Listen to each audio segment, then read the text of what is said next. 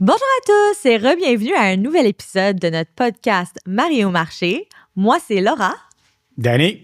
Et aujourd'hui, on va vous parler d'un sujet très important.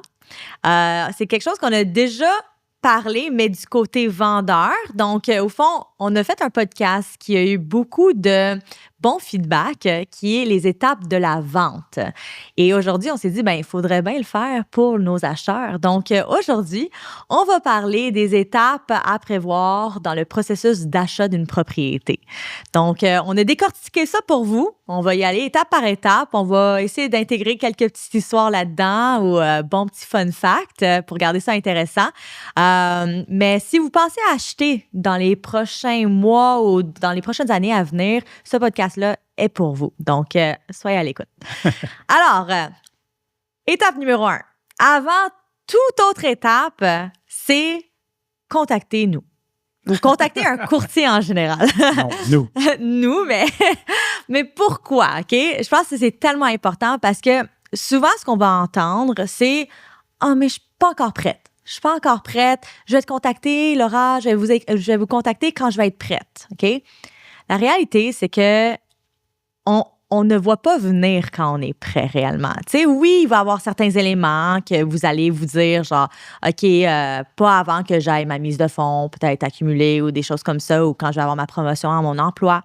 Mais la réalité, c'est qu'on est toutes guilty d'être tout le temps sur Centris quand on a un petit projet à l'arrière de notre tête de vouloir acheter.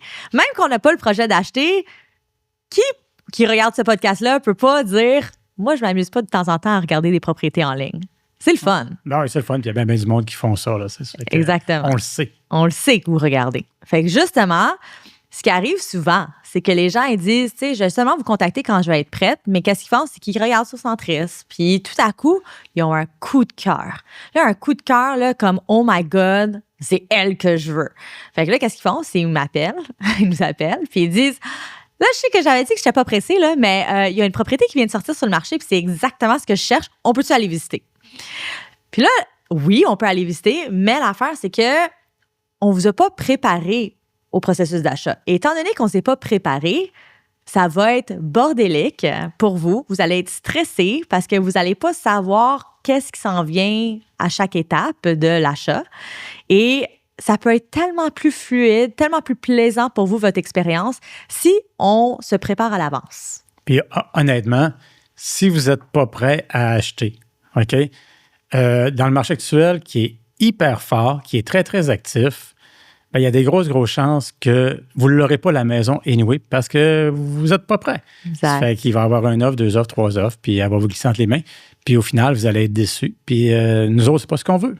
Exactement. Donc, il y a un quote de Abraham Lincoln qui est un de mes préférés, qui est au fond, si vous me donnez 4 heures pour couper un arbre, je vais passer les 3 premières heures à aiguiser mon couteau. C'est la même chose quand ça vient à un processus d'achat, puis on parle des centaines de milliers de dollars.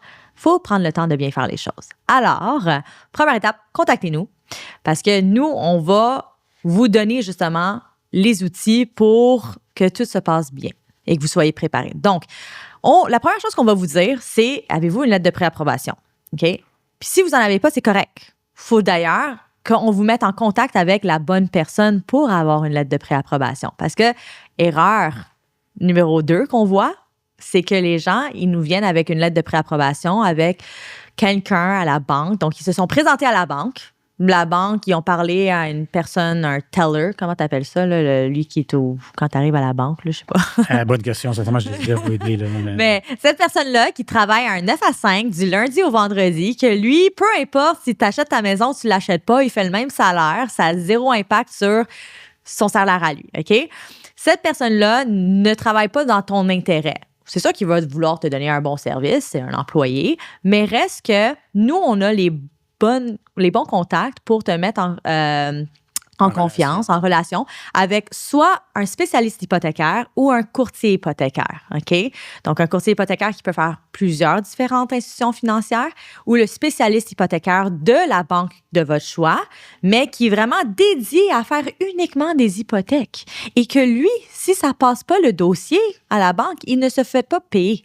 Alors, il va travailler amplement plus fort pour vous pour s'assurer que votre dossier soit accepté pour l'achat de votre propriété. Il va travailler à l'extérieur des heures de la banque, incluant les soirs et fins de semaine, quand nous, on veut le rejoindre d'ailleurs.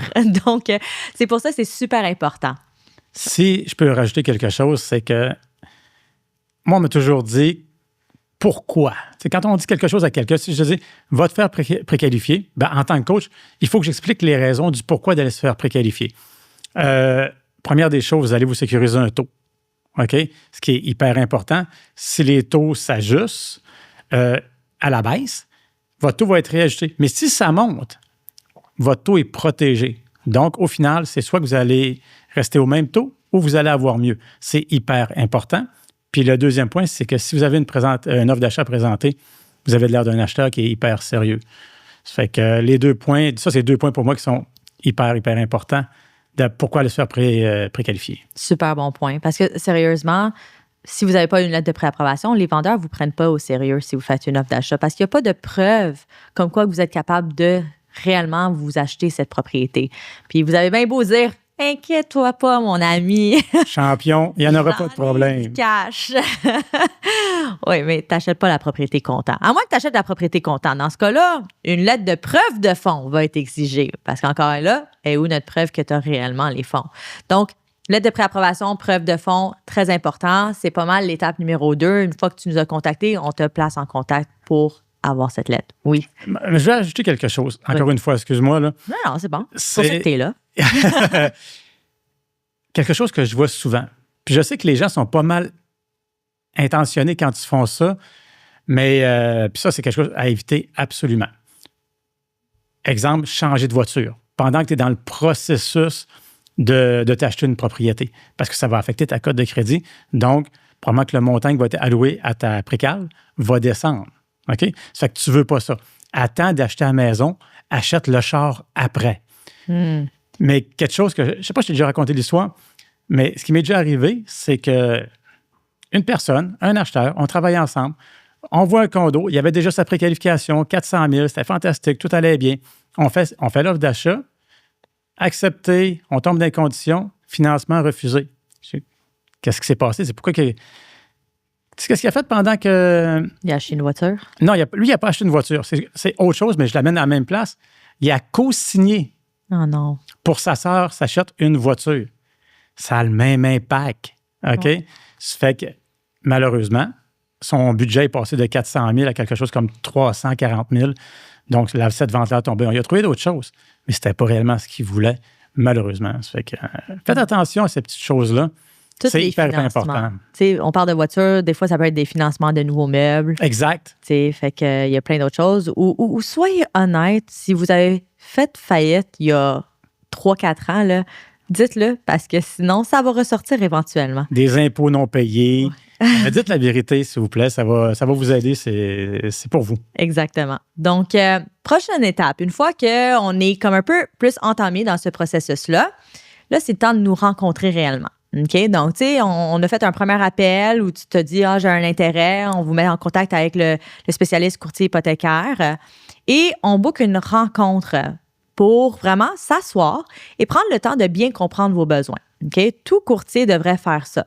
Prendre le temps de... C'est pas juste au téléphone, OK, bon, tu cherches quoi, là? 2 chambres, une cour arrière, un garage. Non, c'est tellement plus que ça, l'achat d'une propriété. Donc, il faut prendre le temps de bien faire les choses.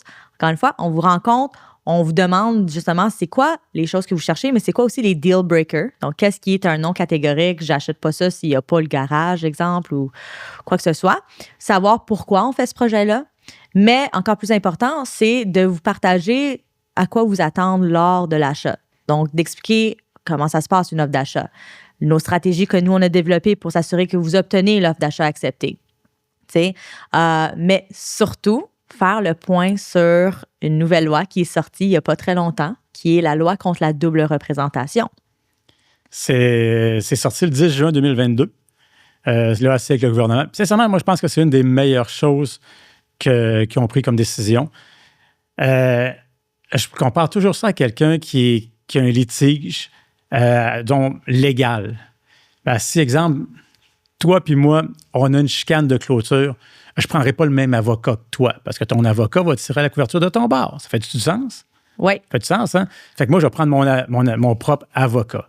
Un peu la double représentation. Ce que le gouvernement plastique ont décidé de faire, c'est justement, c'est de encadrer, mieux protéger le public. Puis, sincèrement, ils ont fait une excellente job. Sincèrement, ça aurait pu être un petit peu plus sévère tant qu'à moi, mais you know what? C'est correct. On peut donner quand même un service qui dise adéquat. Vous pouvez appeler quand même le courtier vendeur. Mais c'est important de savoir que si vous l'appelez, 100% de sa responsabilité est envers le vendeur. Puis, il ne pourra même pas négocier pour vous, si, exemple, quoi que ce soit après inspection. Il ne peut même pas vous montrer des comparables pour mieux vous faire une présentation d'offre d'achat plus solide. Il ne peut même pas la présenter, ce que je dis là. By the way, je ne sais pas si je te l'avais déjà dit, c'est arrivé au bureau l'autre jour. Il y a un courtier qui a voulu présenter son offre pour défendre les intérêts de son acheteur, puis il n'y avait pas de CCA signé, de contrat d'achat signé. L'autre courtier, il a dit, dans ton offre d'achat, il y a une petite case à cocher, puis si tu n'as pas coché, et tu n'as pas de contrat de courtage d'achat, tu n'as pas le droit de négocier, tu n'as pas le droit de présenter. Donc, je trouve que cette loi-là, c'est hyper bien faite. Puis si c'est suivi à la lettre, le public va être grandement gagnant. Là. Ça fait que faites-vous accompagner dans votre projet. C'est pas une paire de souliers que vous achetez, là. C'est hyper important. C'est drôle parce que ton analogie que tu dis, je pense que tu as fait une version plus réservée pour le podcast. Moi, je vais dire ce que tu dis réellement. Souvent, ce que je veux dire, imaginez vous êtes marié puis que vous vous divorcez. Est-ce que vous allez réellement prendre l'avocat de votre ex pour vous représenter? C'est ça qui arrive. Je pense que c'est vrai. Il faut le dire parce que je pense que c'est encore plus choquant. C'est au fond, t'engagerais-tu l'avocat de ton ex quand tu es en divorce? Ben non. Pourquoi tu appellerais le courtier qui vend la propriété? Puis c'est pas vrai que tu vas avoir un meilleur prix parce que tu appelles le courtier.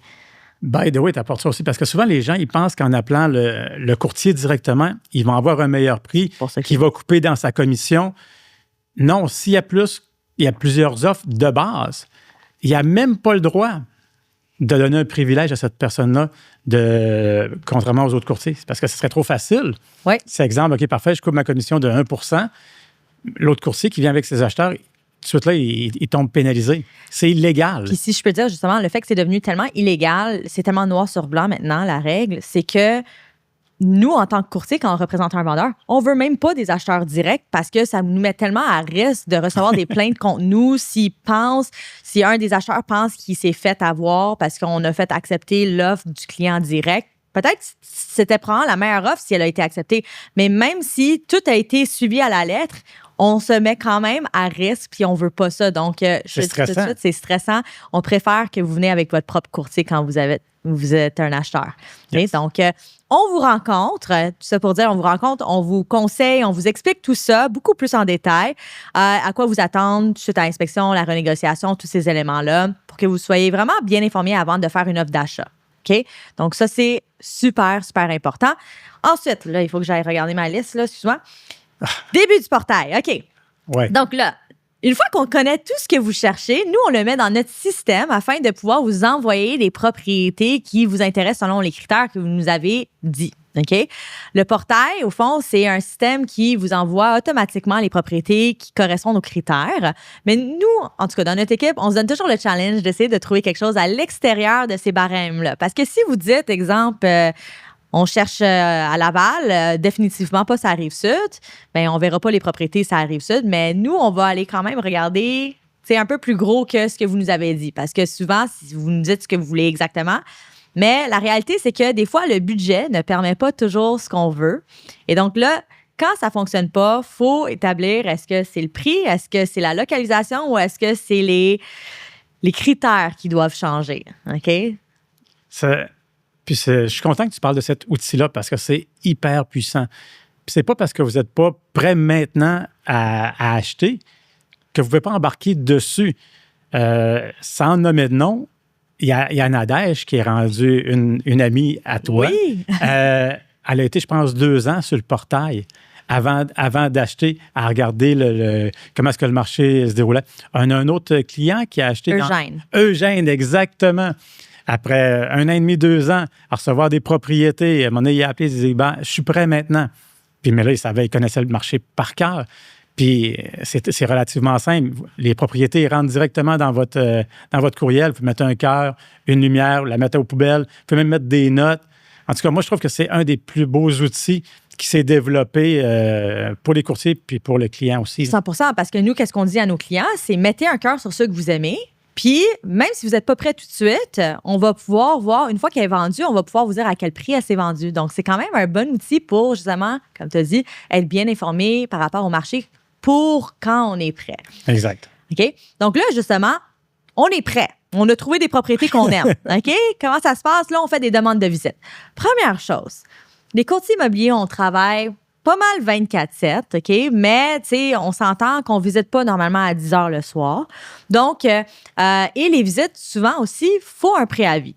Donc, ça, je fais juste le dire, là. Si vous dites, « Hey, Laura, j'ai vu une maison que j'aime, je peux-tu la visiter dans 2 heures de temps? » Je vais essayer, mais je peux pas promettre que ça va fonctionner. Puis plus souvent qu'autrement, ça ne sera pas possible. Souvent, les visites, c'est quand même un 24 à 48 heures d'avis, OK? Ouais. Pour réellement visiter quelque chose. Surtout s'il y a des locataires aussi, OK? Ouais. Donc ça, c'est vraiment, vraiment important. Et quand on visite, nous, on suggère toujours de visiter plus qu'une propriété. Même s'il y en a juste une qui t'intéresse réellement, puis les autres, t'es comme moyennement sûr. Il n'y a rien de pire que visiter la première maison, puis là, tu as un coup de cœur, puis là, tu te dis, je l'aime tellement, mais j'ai rien vu d'autre. OK? C'est pour ça que c'est bon de voir d'autres choses aussi. Donc, nous, normalement, on va recommander de faire 3, 4, 5, 6 visites dans ta première journée de visite pour vraiment avoir des bons comparables. Tu sais, de voir, OK, à ce prix-là, je peux avoir tant, pour l'autre, pour un peu plus, je peux avoir ceci ou cette localisation-là. Fait que comme ça, quand finalement on tombe sur la bonne, vous savez déjà qu'est-ce qui est out there. Parce que souvent, on va penser « the grass is greener on the other side », comme on dit en anglais. Donc, ça se dit-tu en français, ça? Même le gazon chose, est toujours pareil, pour de vrai. Oui, OK. Ah ouais. C'est bon. Fait que, mais c'est ça. Fait que, tu sais, on veut jamais que vous ayez de regrets, mais c'est certain aussi qu'on dit toujours... Moi j'ai 5 questions. 4. J'ai 4 questions que je pose toujours à nos acheteurs quand on visite une propriété. Puis, si vous êtes courtier immobilier, vous regardez ce podcast, vous êtes bienvenus de les voler. Fait que, question numéro 1, c'est est-ce qu'on aime la propriété? Oui ou non? OK? Si c'est oui, on pose la deuxième question. Deuxième question, est-ce qu'on est capable de se voir vivre dans cette propriété-là? Tu sais, avec la distance au travail, avec nos meubles, avec, tu sais, vous avez un enfant, 2 enfants, et ils vont dormir dans quelle chambre, tous ces éléments-là. Votre linge, est-ce que ça rentre dans le garde-robe? Non, mais les questions importantes. Est-ce qu'on peut s'imaginer vivre? Parce que des fois, tu peux vraiment aimer la propriété, mais elle ne convient pas à vos besoins à vous. T'sais. Comme un garde-robe trop petit. Exactement. My God. Ensuite, on ne parlera pas de nos problèmes de garde-robe sur le podcast. Ensuite, troisième question. Si je vous annonce, félicitations, la propriété est à vous, l'offre est acceptée. Est-ce que vous avez hâte d'emménager? Est-ce que vous avez hâte d'en parler à vos amis, de les inviter chez vous? Vous êtes capable de, tu sais, picture it. Est-ce que vous êtes content? Tu sais, puis, by the way, là, des fois, j'ai des clients que c'est comme moins un peu émotif comme client. Là. Un de mes clients est comme, moi, Laura, je suis jamais excitée dans la vie. Mais est-ce que tu ressens une émotion positive? OK? On va y aller là. Est-ce que tu es moyennement un peu plus heureux que tu l'étais avant que je t'annonce que ton offre est acceptée? Donc, et la quatrième question, qui pour moi est pas mal la plus importante, c'est est-ce que tu as un petit pincement au cœur à savoir que la propriété n'est plus disponible ou qu'elle a été vendue à quelqu'un d'autre au prix que tu aurais été prêt à payer?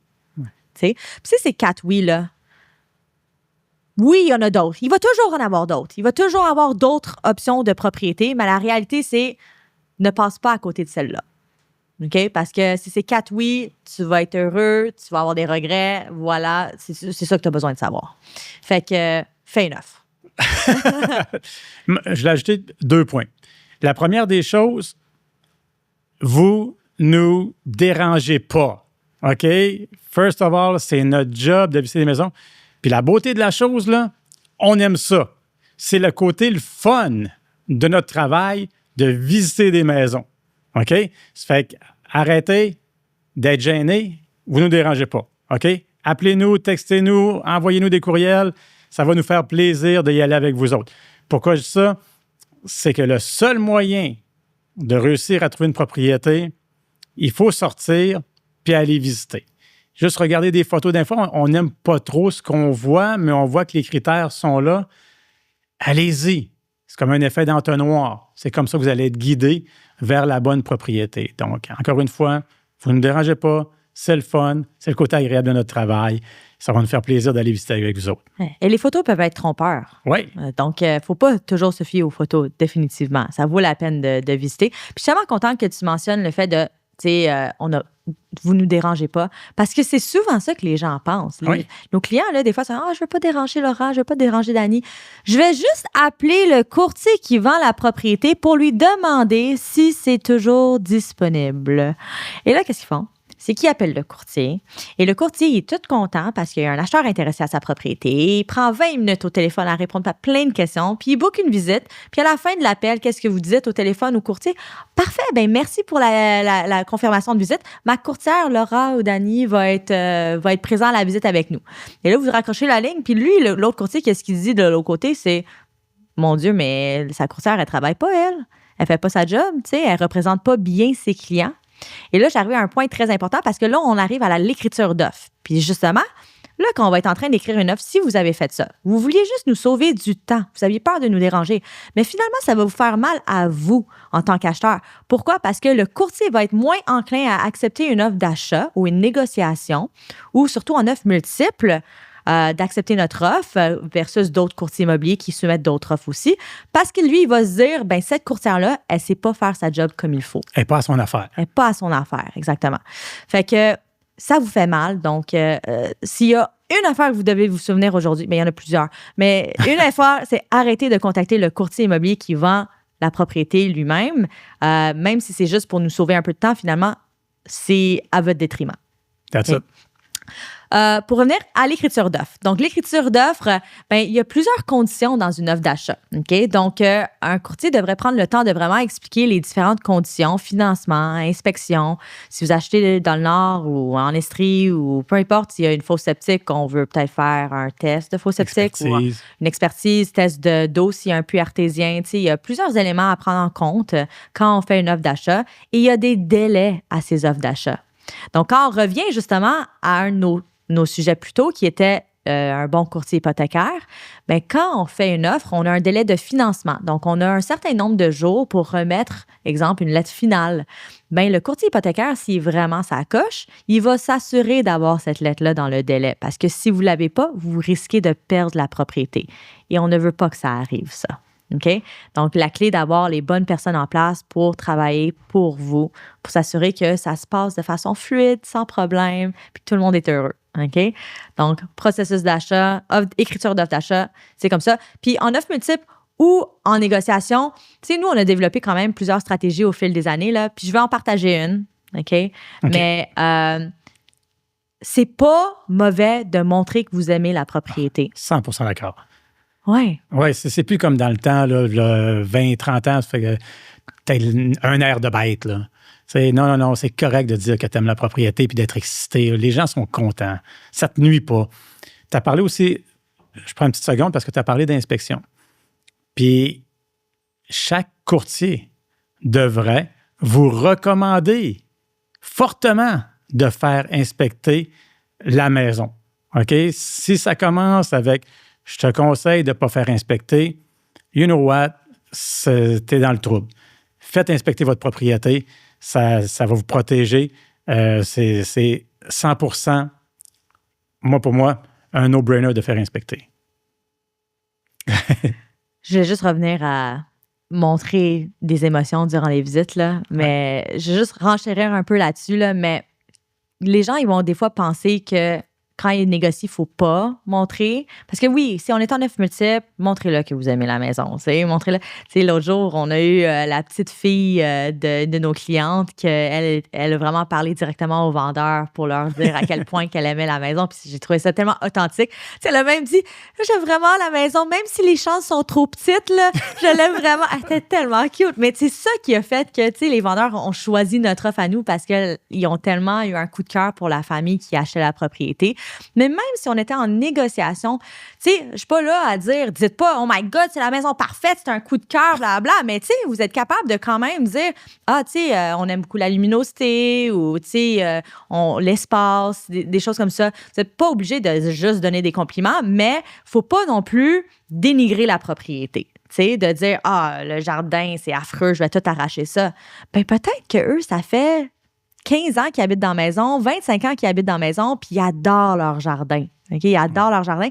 Puis s'ils t'entendent dire ça, peu importe l'offre que tu les offres, peut-être qu'ils ne l'accepteront même pas parce que tu as chié sur leur jardin. Excuse-moi.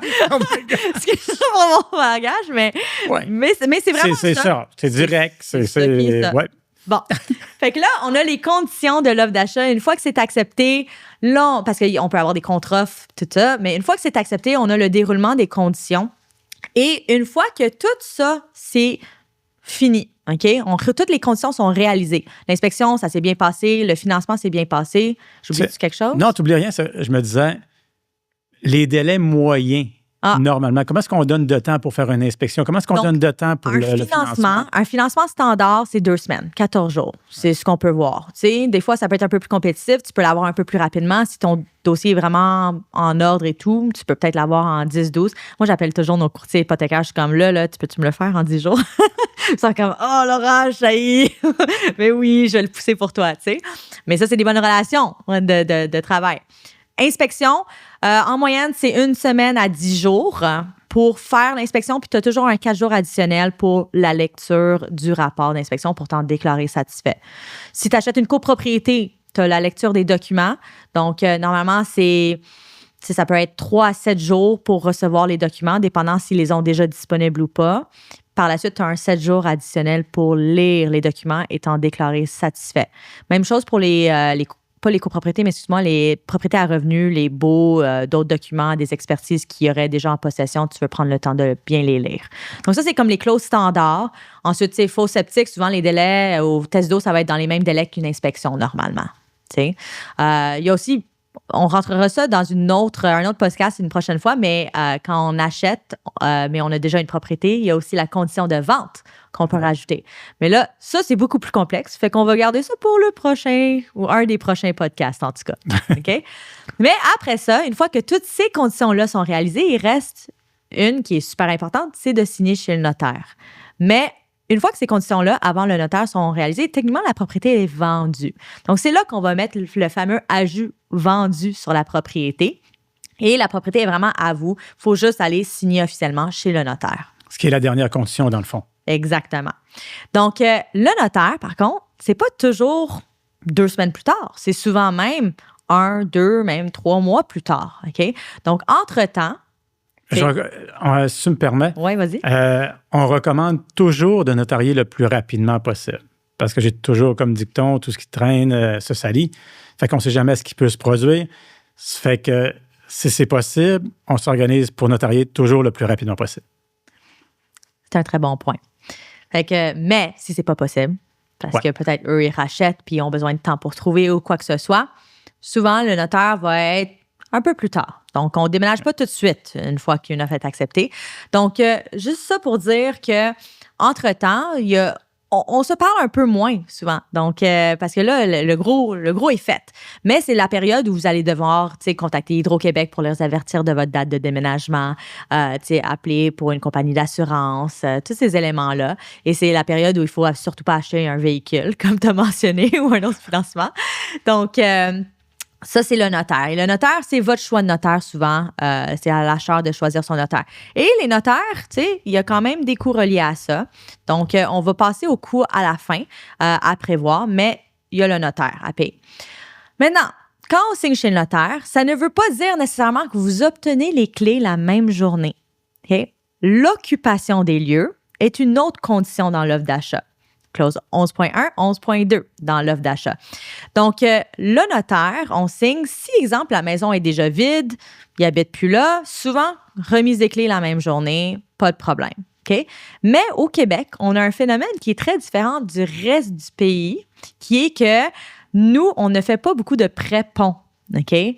Qu'est-ce que je veux dire par là? Si le vendeur, lui, il veut se racheter une propriété, bien, lui, il va devoir avoir ses fonds pour pouvoir aller signer chez le notaire pour son rachat. Et dans les autres provinces, comment ça fonctionne? C'est que tu rachètes avant de vendre et tu bridge loan ton hypothèque temporairement. Au Québec, c'est l'inverse.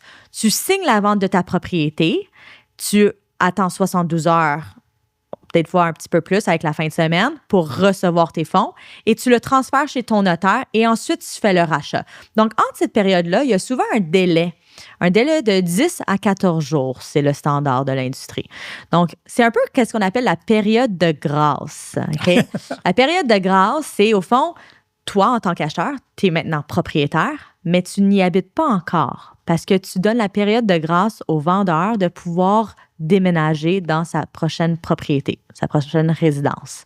OK? Donc, il ne faut pas être surpris. C'est très, très, très normal, surtout s'il se rachète. OK? Mais il y a aussi des situations où c'est même plus tard que ça. Donc, normalement, quand c'est plus que 2 semaines, on va avoir un loyer à ce moment-là qui va être appliqué.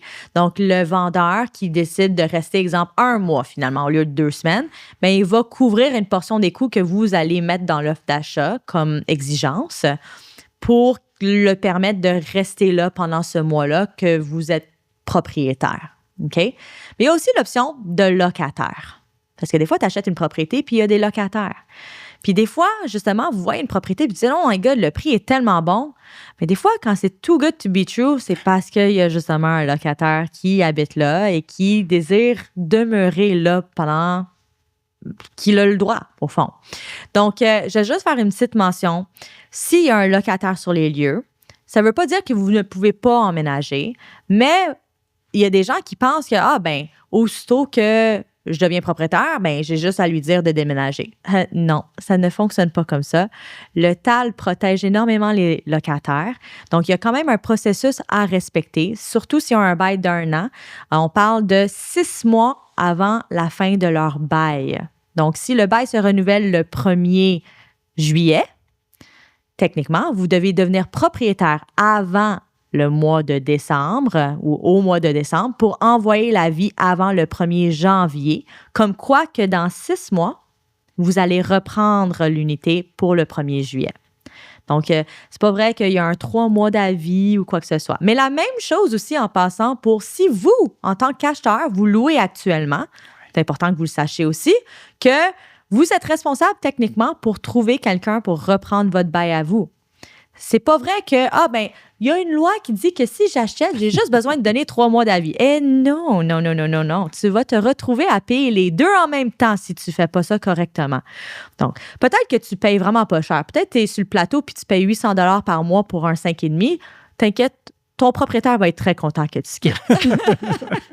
Mais si c'est pas le cas, puis disons, ça fait 1 an que tu loues là, puis tu loues quand même cher, puis cher pour toi, mais la réalité, c'est le marché aujourd'hui, mais tu loues là, puis tu penses que ça va bien aller, t'es mieux de quand même commencer cette conversation-là avec ton propriétaire immédiatement pour lui dire, tu sais, je suis à la recherche d'une propriété, comment est-ce que tu désires procéder? Est-ce que pour toi, si je te donne 3 mois d'avis, est-ce que ça te conviendrait? Peut-être qu'il va dire oui. Tant mieux. Mais peut-être qu'il va dire non, ça va être ta responsabilité de trouver quelqu'un pour te remplacer ou tu vas payer une pénalité. En tout cas, ça sera à vous de déterminer, mais sinon, vous allez rester responsable jusqu'à la fin de votre bail.